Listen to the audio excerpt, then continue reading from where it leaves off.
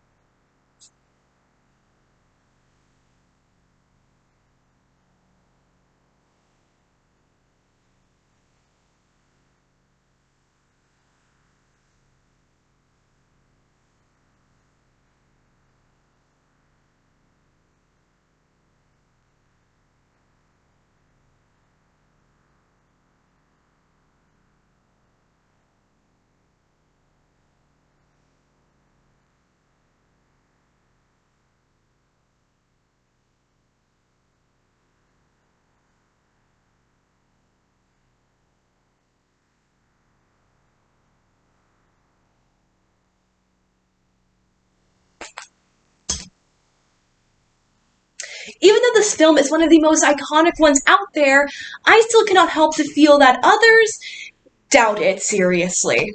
Pulp Fiction is known to be one of Quentin Tarantino's masterpieces, if not his swan song. However, it is also known for something incredibly stereotypical. It is the film bro movie. Pulp Fiction, again, is such an iconic film that everyone can appreciate it in some way, shape, or form. However, the fact that all these men out there are trying to say how this is a cinematic masterpiece, the best thing I've ever seen, if you don't like it, there's something wrong with you, that is where the criticisms lie. Although it is a phenomenal film, applying that other people do not have taste while watching it can be a problem. Which is why the quotation by Henry Luce, founder of Time magazine, "Show me a man who claims he is objective and I'll show you a man with illusions," is accurate. Because let's face it, we can view through objectivity that, honestly, it is not all of that. We can examine that through objectivity versus subjectivity being a positive and negative aspect, that through the positive aspects and the negative aspects, that objectivity ultimately still is within the mind.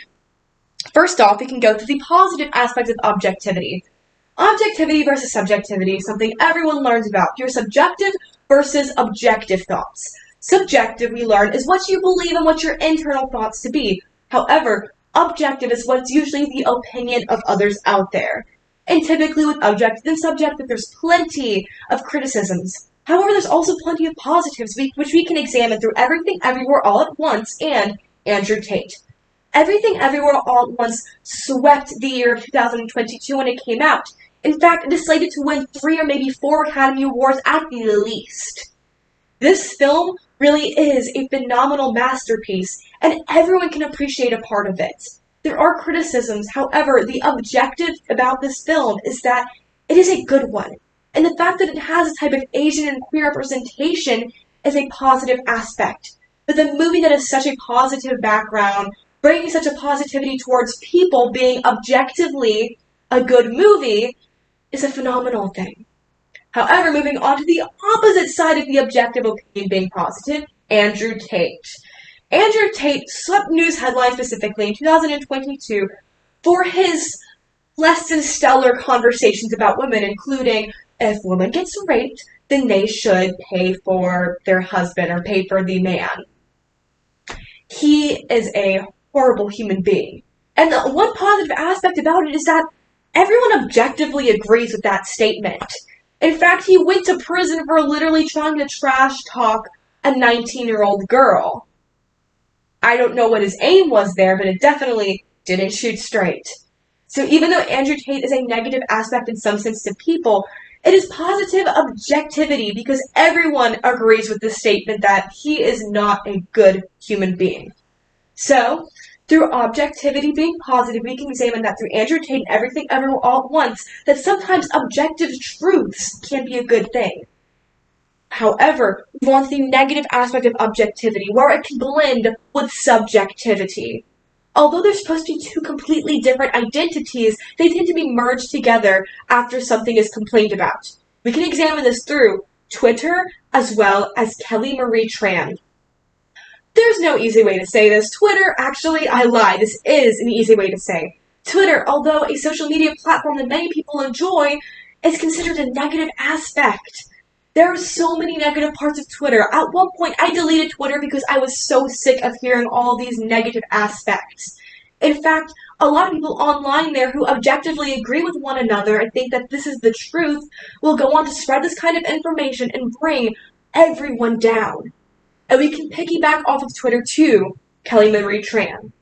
Objectively, it is agreed that the film Star Wars The Last Jedi is not a good movie. Objectively and subjectively, I agree. However, many people, from Twitter all the way to other social media platforms like Instagram and anywhere online, were trying to trash the actress Kelly Marie Tran for her performance in the film. Her performance in the film was not too big of a one, but it was a relatively decent one for a Star Wars film. In fact, she did a relatively good job. However, because of the fact this film was not deemed a good one, and they didn't really know what to do with the situation with her, that people didn't like her very much. However, even though the objective truth that this movie is not very good, they blended in with their personal opinions about Kelly Marie Tran.